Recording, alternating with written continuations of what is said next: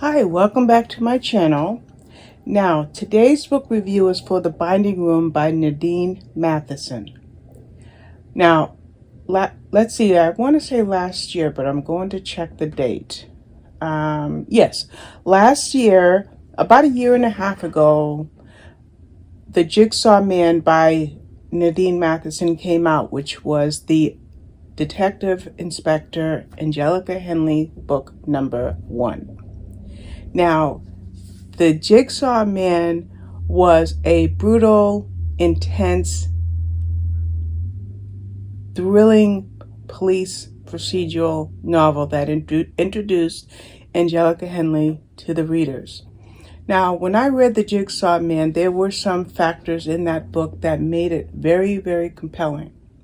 The first thing is that Angelica was a very, very good cop. But she dealt with two issues. She dealt with racism because she was an African American. She is African American, but she also dealt with sexism because of her promotion as detective inspector. Those are issues that she dealt with while she was working on this intense case. That's what I remember from The Jigsaw Man.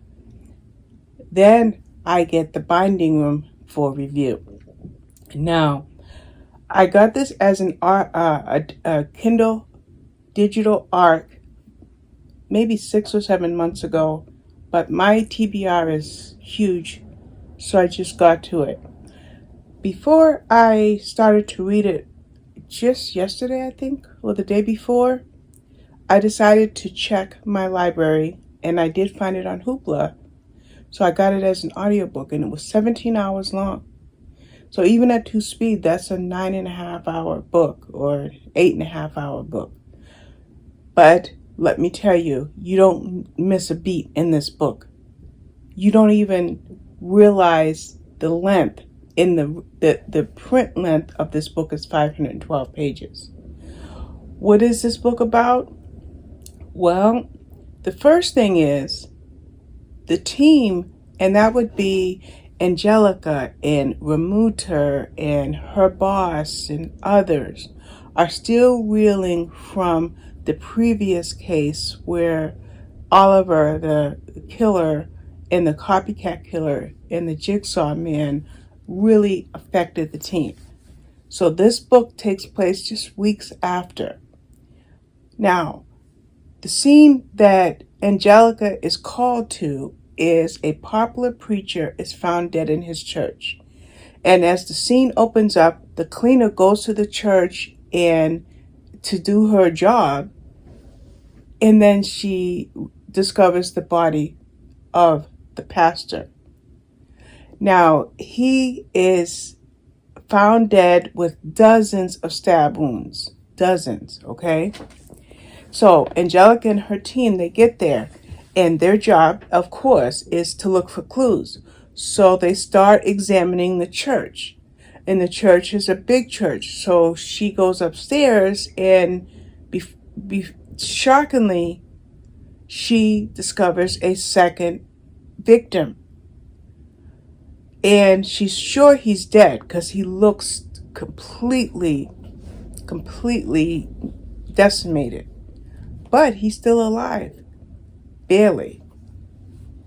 So, despite that, because of that, I should say, Angelica wonders, and they start to realize that there was some ritualistic torture going on for the second victim.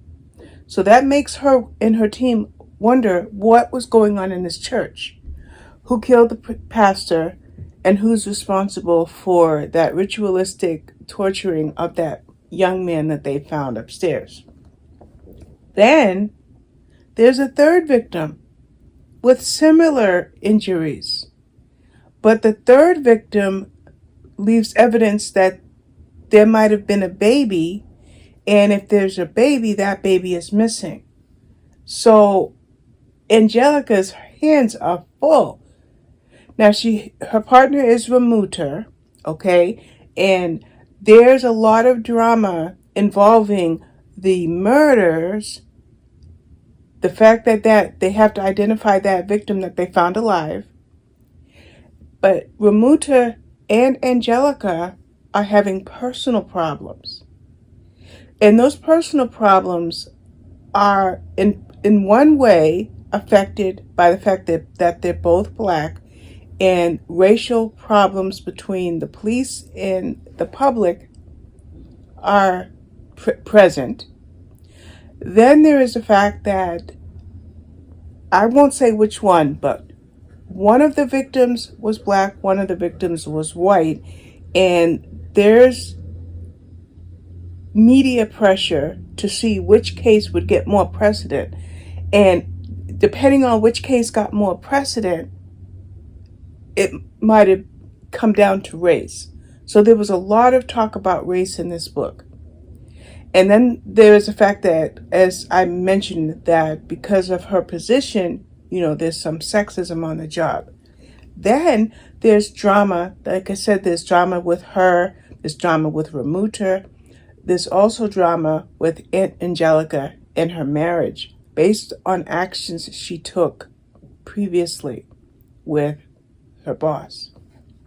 Now, this book is thrilling, just as the first book, The Jigsaw Man, was thrilling. But I will tell you that it's not for the faint of heart. It's gritty, it's grisly, it's intense.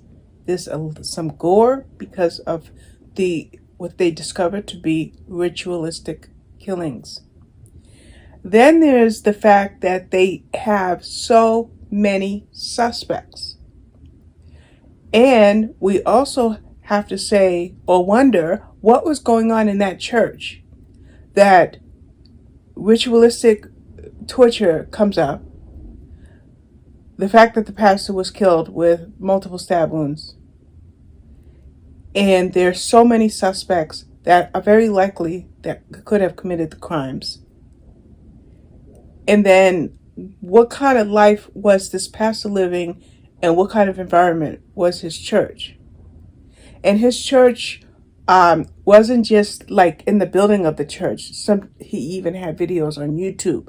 So Angelica got to see how charming and how, I can't think of the word, but persuasive he was. And it kind of played into the character of this person. And you got to understand, even though this person was dead from the very beginning of the book, you got to understand the persuasiveness of this character.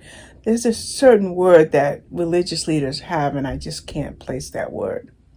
And like I said, the book was long. It was 512 pages or 17 hours by audiobook, but you won't feel that. In fact, this book was written so well that every single thread that happened in this book tied together, but it brought it all the way to the end, because when Angelica is talking to somebody at the end, the next word I heard in the audiobook was acknowledgments. I wasn't ready for it to stop. That's how good the book is. When you're reading a long book and it's so good and it's so captivating and so enthralling, so impossible to put down, and you don't want it to end, then you know it's a good book. So that's The Binding Room by Nadine Matheson. I encourage you to get it. You can do just like I did. You can use Libby, BorrowBox, Overdrive, Hoopla, Audible, Amazon, Barnes & Noble. There's so many avenues that you can use to get this book. And it's not a cheap one. It's probably, let's see, let me bring up the other, whoops, I just closed it. Just want to bring up, I can't. There we go. Well, I wanted to tell you how much this book would cost you. It's taken me a minute to do that, but I like to give you an idea what you're going to pay for it. I just think it's helpful for you to know what you have. All right now it's $12.99 for the Kindle book, or $26 for the hardcover, or you can use an Audible credit, or you can get it at your library. So yeah, get this book. I also wanted to tell you really quickly about our author, Nadine Matheson. She's a criminal defense attorney, so she knows her stuff. I love that about her. So I just want to throw that in there. Long video. Sorry that I went on and on, but I had to tell you about this book. So thank you for watching. Bye-bye.